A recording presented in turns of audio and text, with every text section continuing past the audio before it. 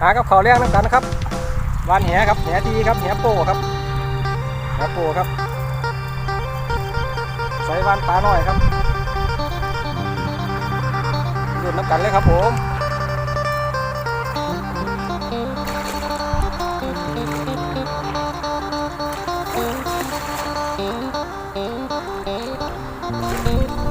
ไม่ไหลครับเพราะท่านได้ยักตัวเลยครับผม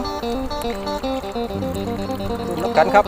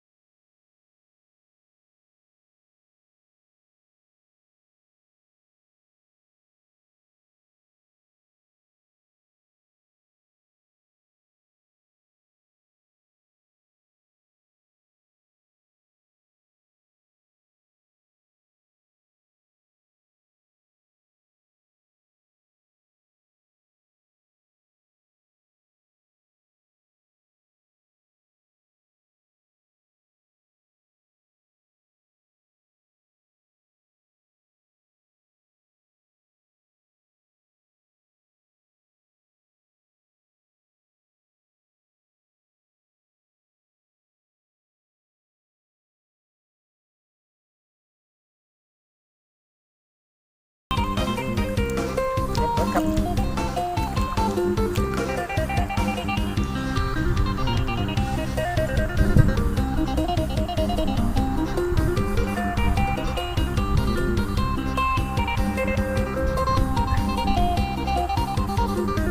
หน้าครับทุกคนครับบานตะกัวครับผู้ปลดยางแห้งครับเกือบโดนมือโอ้ดูครับลมนาปลาแล้วครับลมนาปลาแล้วโอ้บานนี่มันครับ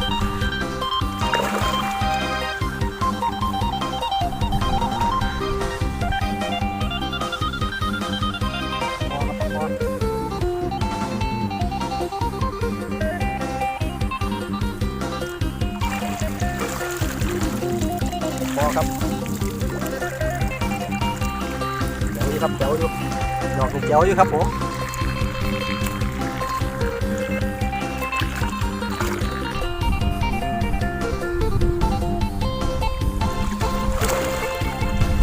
ครับย่างนี่สุดยอดเลยครับปลาเข็งใส่เกลือครับ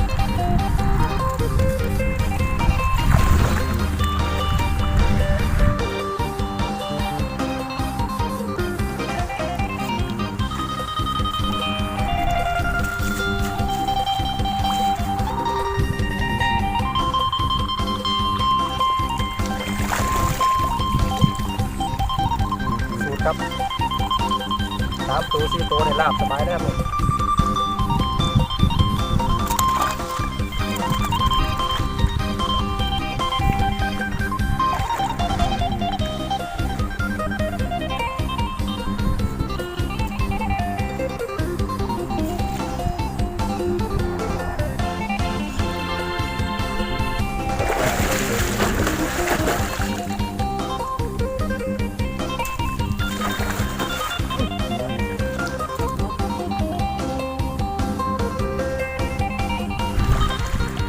นี่ครับปลาหมอครับ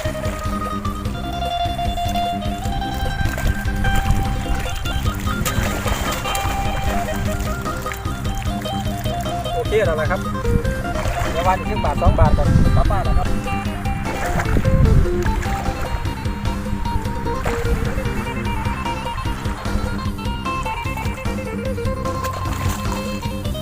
บาทสุดท้ายแล้วครับเดี๋ยวก็เอาใหม่ลงแล้วครับเดินทางกลับบ้านครับคลิปนี้ก็เอาไว้แค่นี้ก่อนครับผมเดี๋ยวเจอกันคลิปหน้าครับมื้อนี้กับมันนี่เราครับเดี๋ยวสรุปยอดให้ชมครับว่าเป็นยังไงเนี่ยครับเอาใหม่ลงกันครับผม